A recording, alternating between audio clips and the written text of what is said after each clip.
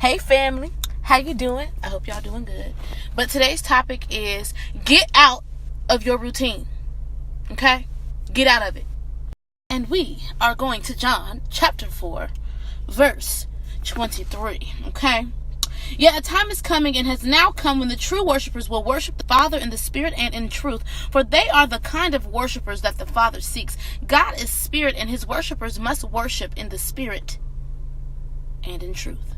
So, backstory, back it up to the beginning of the chapter. Jesus has to go through the town of Samaria, where he's at this well, and he meets this woman who's a Samaritan at the well, and he asks her for something to drink or whatever. And she like, well, what you asking me for something to drink for? You know, we can't even talk. Like, why are you even talking to me? Because you are a Jew, and I'm a Samaritan. Like, we don't get down like that. It's like, you know, Bloods and Crips, we don't bang. You know what I'm saying? We don't bang like that. You say cool, and I say boo. Okay? So Jesus then has to explain to this woman, like, if you knew who you was talking to, boo, you wouldn't be acting like this. So then she's trying to size him up, like, are you greater than the father of Jacob? Are you greater than this? Are you greater than that? And then he says to her, if you got the water that I have, you will not thirst again. So she's like, well, give me some of this water. So then Jesus was like, go get your husband and then come back.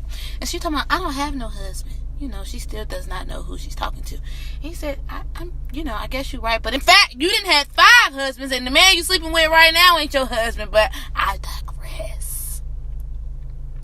And she's standing there looking crazy like, okay, you a prophet. Cool. You still don't know who you're talking to, but you a prophet. Okay, cool.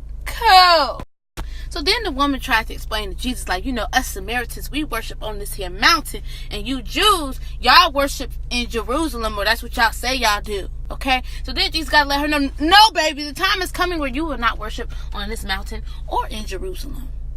See, this woman did not understand the concept of worship and what worship truly is.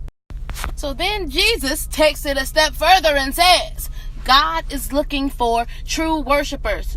Not just these folks that's going to choose to go on this mountain and worship God at this set time and this set place, because this lady was so stuck on routine and who people are that she forgot worship is a lifestyle. Worship is choosing to try and please God in every aspect of your life. Like, I'll give you an example. Well, this is basically how this topic came about. I was driving in the car one day and I was dealing with some stuff, and I knew the Spirit was telling me to pour out where I was, which was the car. But me being in my feelings, me being stuck in my routine, I'm like, you know what? I'm going to just worship God when I get home, after I take my shower, put my clothes on, and do my routine time spending with God. But that ain't true worship. It's crazy because so many times we'll pray to God and be like, God, just give me a blessing right now. I need things to turn around right now. But I won't even worship God right now. I want to worship God in my routine time and my routine place. That is not true worship. You go through something and you be like, man, I just need a drink. So you go out and get your drink at 5 o'clock, and then at 9 o'clock, I'm choosing to worship God. That is not true worship. God is looking for people that are going to worship him with their lifestyles. And trust me, I am talking to myself. You know, I get frustrated and I'll be like, you know what? I'm going to just go and have me a little drink at Applebee's, $1 Bahama Mama. And then when I get home at 10 o'clock, that's when I choose to worship. And God is like, nah, sis, that ain't it. I'm looking for true worshipers. It is time for us to be true worshipers and to get out of our routine. Can you imagine if God only dealt with you on a certain time, on a certain day?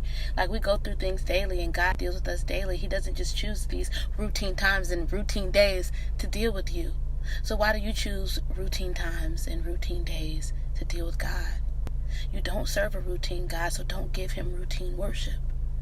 Worship is a lifestyle. Worship is how you talk to people on your job. Worship is how you talk to people at church. Worship is how you deal with people on the streets. Worship is how you deal with your kids.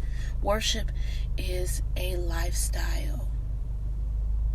And be transparent. I mean, you can't lie to God. And you never know who you talking to. You never know who you're dealing with. So make sure that your worship and your lifestyle is constant. Talking to myself, okay? Y'all have a good day.